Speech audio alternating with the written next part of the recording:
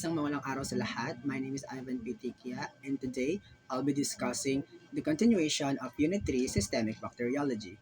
Now let's move to Vibrio. Vibrio is a genus of gram-negative bacteria, shaped like curved rods resembling a comma, often found in warm saltwater environments like oceans and estuaries. Some species of Vibrio can cause foodborne illnesses, especially if people eat raw or undercooked seafood.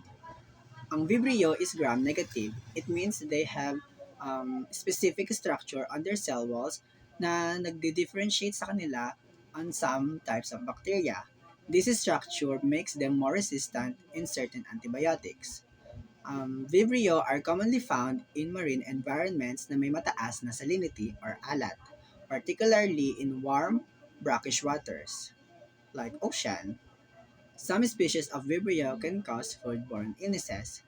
Yes, some species of Vibrio are pathogenic. It means they can lead diseases in humans. The most well-known pathogenic species include V. cholerae, V. parahemolyticus, and V. vulnificus. Ang V. cholerae ay nagkakos ng kolera na nagli-lead sa severe diarrhea and dehydration.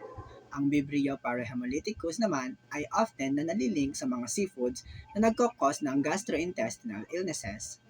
Ang Vibrio vulnificus ay nagkakos ng serious infections, particularly sa mga taong may mahihinang immune system and liver diseases. Ang Vibrio cholerae or V. cholerae is the most important species of Vibrio genus, primarily known for causing cholera. It was first isolated by German microbiologist Robert Koch in 1883 sa kasagsagan ng paglaganap ng sakit na ito sa Egypt. Because of his identification of V. cholerae, naging pivotal ito sa field ng microbiology and public health, leading to better sanitation and improved understanding of this disease transmission. Now let's move to morphological characteristics of Vibrio, specifically ng V. cholerae. Ang V. cholerae is gram-negative bacilli, size of 1.5 to 2.5 micrometer in height and 0.2 to 0.4 micrometer in width.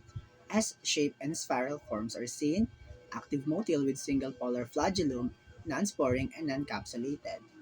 Ang V. cholerae is gram-negative bacilli. It means na it does not retain its crystal violet staining during the gram staining procedure. Instead, they take up the counter stain, usually safranin, and nag-a-appear sila na kulay pink under a microscope. Ang Vibrio or V. cholerae is bacilli shaped. This describes the rod or comma morphology, comma-like morphology. Ang V. cholerae is motile due to single polar flagellum na nag-aalaw sa kanila mag-move sa mga aquatic environments. It is also non-sporing, so it doesn't make spores. Some bacteria make spores para makapag-survive sa mga tough situations like sa mga extreme heat and dryness. Since ang V. cholerae doesn't do this, it stays in a form that can grow and reproduce when conditions are right. It can grow and multiply quickly when conditions are good, sa mga warm and wet environments. But since it's non-sporing, it is more sensitive sa mga harsh conditions and can be killed off easily when the environment changes. Cholerae doesn't have capsule on their cell walls. Ang capsule kasi nito ang nagsisilbing protective barrier or shield ng mga bacteria to avoid being attacked by the immune system. Since V. cholerae lacks of this shield, it may be easier for the immune system to attack it. Dahil sa non-capsulated ang V. cholerae, this might make it less harmful compared to bacteria na may mga capsule, but it still has their ways to cause infections or diseases. Let's talk about the media and colony characters of Vibrio, specifically V. cholerae. First, let's define our terms. Culture in microbiology refers to the process of growing microorganisms such as bacteria, fungi, or viruses in a controlled environment, usually using specialized media. Ang culturing ay importante dahil ito ay nag-identify ng mga specific microorganism base sa kanilang growth characteristics, morphology, and biochemical properties. Crucial ito sa pag-diagnose ng mga infections, and it also allows the detection of pathogens in clinical samples. Culturing also helps in selecting appropriate treatments, determine which are effective in treating infections. Factors ng V. cholerae are aerobe and facultative anaerobe. grow on ordinary media, optimum temperature of 37 degrees Celsius and pH level of 8.2. Ang Viculare is aerobes. It means na ang organism na ito ay nagre-require ng oxygen to survive and grow. They use oxygen in their metabolic process to produce energy. Ang mga Viculare is also facultative anaerobes. It means na kaya nilang mag-survive both in the presence of oxygen and absence of it. They prefer oxygen for processes like respiration when it's available, but can switch to anaerobic methods like fermentations when oxygen is scarce. And they can live in the human body because they can thrive sa mga temperature na mayroong 37 degrees Celsius and the pH level of 8.2. Characteristics ng Viculare ay nag-iiba-iba base sa ginamit mong medium. So, in nutrient agar, the colony characteristics are large, round colonies, 1 to 2 millimeter in diameter, translucent with bluish tinge in transmitted light. So, ang ginamit na nutrient dito is yung beef extracts, and ang colony appearance is creamy to off-white or yellowish. Sa blood agar naman, ang ginamit na nutrients is usually sheep or horse blood, and ang colony appearance is greenish zone of discoloration around colony, which later on becomes clear due to hemodigestions. So yung appearance ng greenish discolorations ay nag-occur due to the breakdown of hemoglobin, which creates a green color in agar. Sa conquist agar naman, non-lactose fermenting colonies, colorless, become pink on prolonged incubation. Ang kanilang colony appearance typically forms colorless or pale colonies because it does not ferment lactose. It's called ordinary media because it supports a wide range of bacteria growth. So, ginagamit ito sa general growth ng mga various bacteria, not specific. So, now let's move to the special media or the specialized medium to culture Viculare. So, we have selective media or plating media. What makes it different from ordinary media? Unlike sa ordinary media na nagsusupport ng wide range of bacterial growth, sa plating media naman, it grows and isolates specific bacteria on solid surfaces. So, specific bacteria lang ang nag-growth na to while inhibiting the other organisms. So, we have thiosulfate citrate bile salt sucrose or TCBS agar, alkaline bile salt agar or BSA, and Mensur's gelatin tarochelate trypticase tellurate agar. Colony appearances forms yellow colonies because of sucrose. Fermentation and indicator brought him all blue and turned green on continued incubation. Sa BSA naman, colonies are similar to nutrient agar. So same lang siya sa nutrient agar sa ordinary media. Sa GTTA, small translucent with gray-black centers and turbid halo. So next is the transport media or holding media. So ang transport media naman or holding media, it temporarily ini-store yung mga bacteria before testing. So, ang gamit ito is to maintain yung bacteria sa kanilang stable condition for a short time. So, we have the Bencatraman Ramakrishnan medium or VR medium, Carrie Blair medium, and Autoclave seawater. So, ang colony appearance sa VR medium is it preserves Vibrio for several weeks and prevent overgrowth of other organisms. Sa Caribler naman ay ginagamit ito sa Salmonella, Shigella, and Vibrio. So, sa enrichment media naman, ang purpose nito ay para ma-boost yung growth ng mga specific bacteria while inhibiting others. So, ang gamit ito is mapa-increase yung number of particular type of bacteria for easier isolations. So we have the alkaline peptone water with high pH surpasses of growth of commensals and allow growth of Vibrio. Can also be used as a transport medium. And we have the last one is the torochelate tellurate peptone water. So ini-incubate ng 2 to 8 hours in enrichment media sufficient. Clinical features ng Viculare. So specifically, ang mga infection ng Viculare. Profuse, painless, watery diarrhea and effortless vomiting leads to severe dehydration causing hemoconcentration, anuria, and hypovolemic shock. Ang Vicolaray ay nagpo-produce ng toxins na nakakaapekto sa intestinal lining na nagkakos ng diarrhea and vomiting. This toxin cause the intestine to secrete large amount of water, leading to profuse painless watery diarrhea, effortless vomiting, severe dehydration, and yung rapid loss nga ng fluids dahil nga to severe dehydration. Nagkakos din ito ng hemoconcentration or yung pagkapal ng dugo, anuria or yung hindi pag-produce ng ihi or no urine production, and hypovolemic shocks or yung dangerously low blood volume. So because of these infections, nagkakaroon tayo ng complications. So we have muscular cramps, renal failure, cardiac arrhythmia, and pulmonary edema.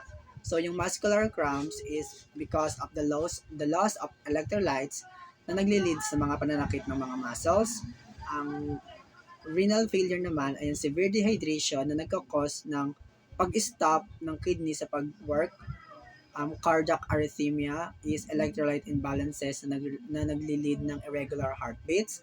Ang pulmonary edema naman ay ang pag-build up ng fluid sa lungs na nag-occur sa mga gantong klaseng cases. Now let's move to describe the laboratory procedures and examinations employed in diagnosing Vicolaria infections. So let's move to the collection of specimens. So ano nga ba yung mga best tool para makapag-test ng mga samples to detect Vicolaria? So we have the stool samples.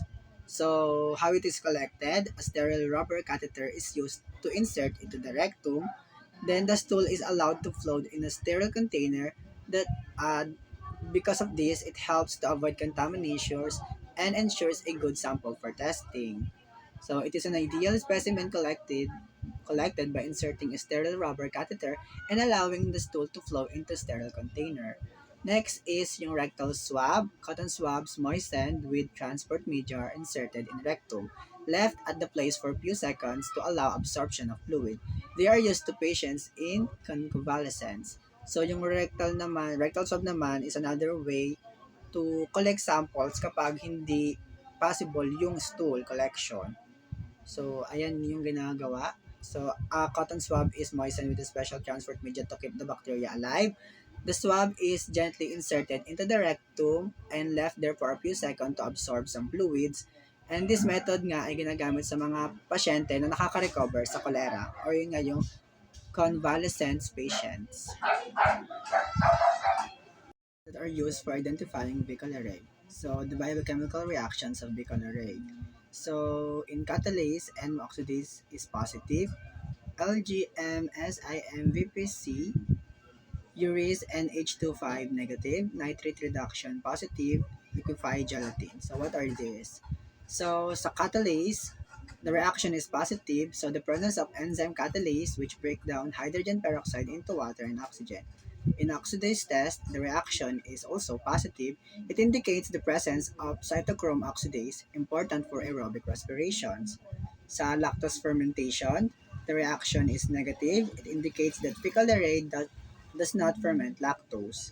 In metal read test, reaction is positive. It indicates that mixed acid fermentation producing stable acid end products.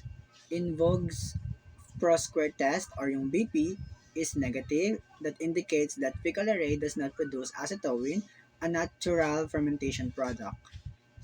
In citrate utilization, the is yeah, Vicolaria can use citrate under certain conditions, but results may vary depending on the strain. Sa urease test naman, the reaction is negative na nag-i-indicate na ang Vicolaria does not produce urease which hydrolyzes urea to ammonia. Hydrogen sulfide production o yung H2S, the reaction is negative. Ito ay nag-i-indicate na ang Vicolaria does not produce hydrogen sulfide. Sa nitrate reduction naman ay positive. It indicates that Vicolaria can reduce nitrate to nitrite or further to nitrogen gas. Gelatin liquefaction, the reaction is positive. It means that the Vicolaria can liquefy gelatin, showing the presence of gelatinase. These biochemical tests are essential for identifying Vibrio cholerae in laboratory settings. confirming its presence based on distinct metabolic capabilities. Yes, it is a test para ma-check if a bacteria sample is V. cholerae or Vibrio cholerae. So, paano nga ba ito nagwo-work? You take a tiny bit of the bacteria culture and mix it with a special solution which is yung 0.5% sodium deoxycholate in saline. So, sa pag-observe ng string test, after mixing, you look for the changes in the liquids. So, kapag positive, the mixture become less cloudy and sticky. If you pull out a loop from the mixture, a long string of gooey substances come out. Kapag negative naman, the mixture stays cloudy and doesn't form a string. Next is the hemolytic reactions. So, naman ay test to see if Vibrio cholerae can break down red blood cells, helping to identify different types of the bacteria, of this bacteria specifically. So, paano ito nagwo-work? You take an equal amount of Vibrio cholerae broth culture and the solution of sheep red blood cells. So, i-incubate mo to, yung mixture na ito, in a 37 degrees Celsius or body temperature for 2 hours. This allows the bacteria to interact with the red blood cells. So, after that, you will cool it and you put the mixture in the fridge 4 degrees Celsius overnight to stabilize the results. So, the next day, you look for any changes in the mixture. So what you look for, classical Vibrio cholerae, if classical Vibrio non-hemolytic, yung result is no breakdown of red blood cells. Means ayun yung non-hemolytic. So the appearance, the liquid stays clear, nothing changes. Kapag L-Tor Vibrio cholerae, the results is hemolytic, means nag-breakdown yung mga red blood cells. So yung appearance, the liquid becomes cloudy or shows a clear area around the red blood cells. So susceptibility is how easily bacteria can be harmed or affected. Burning survival of V. cholerae. So we have the susceptibility. Susceptibility, again, in define our terms, susceptibility is how easily bacteria can be harmed or affected by things around them. So ito yung mga factors governing survival of Vibrio cholerae. So we have heat and drying. Vibrio cholerae is sensitive to heat and drying. So high temperature and dry conditions can kill this bacteria. Sa pH level naman, the bacteria do not survive well in acidic environment. So pH less than 5. This means that very acidic food or drinks can kill them. However, V. cholerae is more resistant to alkaline, meaning it can survive better in environment with higher pH. So, survival in water. The ability of V. cholerae to survive in water depends on several factors. Again, the presence of phages or bacteriophages, the viruses that infect bacteria can reduce the survival of V. cholerae in water. So, yung pH ng water, the acidity or alkalinity of the water, after affects how long the bacteria can live there. Since yung bacteria nga na V. cholerae is cannot live in acidic place, so mga pH level na less than 5, but they can live in alkalinity or sa mga pH na um, na may higher pH. So, biotype differences, the L4 biotype of V. cholerae can survive longer than the classical biotype. This makes L-Tor more resilient in various environments. So, survival in different conditions. So, V. cholerae can live in clean tap water for up to 30 days. It can survive for several days in night soil or human waste, and on fruits for 1 to 5 days. V. cholerae. So we have somatic OAG. On the basis of OAG, there are 139 serogroups and flagellar HAG. So again, let's define our terms. What are antigens? Antigens are substances that can trigger an immune response in the body. So they help the immune system to identify and fight off foreign invaders like bacteria and viruses. So we have types of antigens in bacteria. We have the somatic or yung O antigens. Nakikita ito sa outer layer ng bacteria, and it helps to identify different types or strains of bacteria. We have the flagellar or yung H antigens. Ang flagella naman ay nakikita or found nakikita sila sa flagella. It has its tail-like structures na nakakapag-help para gumalaw or mag-move yung bacteria. Ang ginagawa naman na to ay tinutulungan ma-differentiate between bacteria based on their movement. So bakit nga ba nagmamatter yung mga antigen na to? Antigens are important for diagnosing infections and developing vaccines as they help the body recognize and respond to harmful bacteria. So antigens in Vibrio cholerae, we have the somatic O antigen. So a type of antigen na nakikita nga sa outer surface of the bacteria. There are 139 different serogroups based on these O antigens. Each serogroup has a slightly different O antigens, which helps in identifying and classifying different strains of the cholerae. So the most well-known serogroups related to cholera is O1, which is responsible for most cholera outbreaks. Next is yung flagellal age antigen. Nakikita nga sa flagella, yung tail-like structure ng bacteria. This H antigen help distinguish between different strains of B. cholerae based on the type of flagella they have. So, antibiotic sensitivity testing, it is performed by Kirby-Bauer disk diffusion method. So, it is a laboratory test used to determine how sensitive bacteria to different antibiotics. So, paano nga ba nape-perform or piniprepare itong Kirby-Bauer disk diffusion method? So, a plate of agar, a jelly-like substance, is prepared and covered with a uniform layer of bacteria. So, small discs containing specific antibiotics are placed on the larger or on the agar surface. The plate is incubated at a warm temperature, usually around 37 degrees Celsius, for a day. During this time, the bacteria grow. So, after incubation, the plate is checked for clear areas around the antibiotic discs.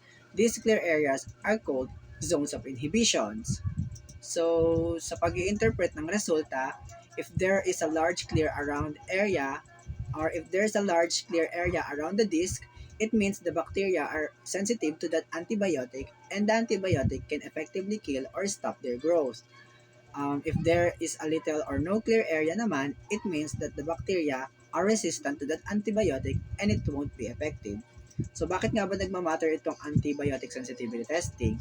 This method helps doctors choose the right antibiotic to treat infections, ensuring the treatment is effective against the specific bacteria causing the illnesses. Methods. How are the carriers of Vibrio detected? So these are the methods to detect carriers of Vibrio cholerae. So we have repeated stool culture. It is the collecting stool samples from person multiple times over several days. So yung stool samples na yon ay tinetest sa lab if Vibrio cholerae is present. This helps identify carriers who might not show symptoms or sa mga pasyenteng asymptomatic. Next is stool collected after purgative. So, taking stool samples after giving the person a laxative. Ito yung ano, ito yung parang gamot na nakakapagpapabilis sa pagdumi ng isang tao, yung mga laxative. So, paano ito nag-work? These methods help clear the intestines and may increase the chances of detecting the bacteria that might be hidden in the intestinal lining. Next is yung bile culture. It is a testing sample of bile. A bile is a digestive fluid produced by the liver. So, bile can contain Vibrio cholerae, especially in carriers, so testing it can help find the bacteria. Next is yung serological tests. So, ito namang serological test, it is a blood test that check for antibodies against Vibrio cholerae. So, if a person has been exposed to the bacteria, their immune system will produce antibodies. This test can help indicate whether someone was infected, even if they don't currently show symptoms or they are being asymptomatic. What treatments are measured or what treatments measure are recommended in case of V. cholerae infection? So, the treatment measures for biliary infections are fluid and electrolyte replacements. So, it involves giving fluids and salts to replace what the body has lost due to diarrhea and dehydration. So, next is yung antibiotic. It is usually reduced vibrio excretions. Tetracycline is used. So, antibiotic naman, ito naman yung mga medicine na nakakatulong para patayin yung bacteria and to reduce the amount of it on the body. So, yung common antibiotic na ginagamit is yung tetracycline. Tetracycline helps to shorten the duration of the illness and decreases the bacteria in the stool, which can help prevent spreading the infection. Fluids and salts through oral solutions or IV, and use antibiotics like tetracycline to reduce bacteria and improve recovery. So the main aim is to prevent severe dehydration and help the patient recover quickly. So these are the vibrios that need high concentration of sodium chloride and cannot grow in the absence of it. These are called halophilic. So yung mga halophilic ay yung mga bacteria na kayang mabuhay sa mga maalat na environment, sa may mga mataas na high salinity. So for example, we have V. parahemolyticus, B. alginolyticus, and V. vulnificus. So itong mga bacteria na to ay commonly found sa mga places na or sa mga marine life na may mataas na salinity. Yun nga yung dagat dahil maalat ito. So, mention the salient features of B. parahemolyticus, B. algilloniticus, and V. vulnificus. So, let's start with the B. parahemolyticus. So, for morphology ng V. parahemolyticus is the same lang sa V. cholerae. But, or except, ito ay capsulated and show bipolar staining. So, capsulated, it means it has a protective layer or yung capsule nga. Bipolar staining naman is kapag inobserve mo siya under a microscope, may makikita kang unique pattern where the ends are darker, giving a bipolar appearance. Sa may cultural naman, sa pag-culture naman ito, nagre-require ng salt since high salinity kayo na lang since they are halophilics. So, it requires salt. So, they can only grow on media that contains 2 to 0.% sodium chloride. But they can tolerate up to 8%, but they cannot grow in 10% sodium chloride. So yung appearance nito sa TCBS, it forms green colonies because it does not ferment sucrose. Yung pathogenicity naman nito, not all strains are harmful. Not every strain of parahemolyticus or yung Vibrio parahemolyticus ay nagkakos ng illnesses. Kanagawa phenomenon. Only strains that show the Kanagawa phenomenon can lead to food poisonings. So these occurs when the bacteria are grow on high salt blood agar and produce hemolysis or yung pag-breakdown nga ng red blood cells. So, ang symptoms nito is food poisoning. So, na-associate ito sa marine food. So, B. parahemolyticus is often linked to eating raw or undercooked seafoods. So, ang mga symptoms nito ng food poisoning is yung abdominal pain, diarrhea, pagsusuka, fever. VA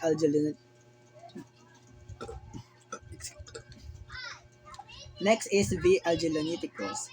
So, ang Vibrio algilloniticus, ang morphology niya ay similar sa mga other Vibrios.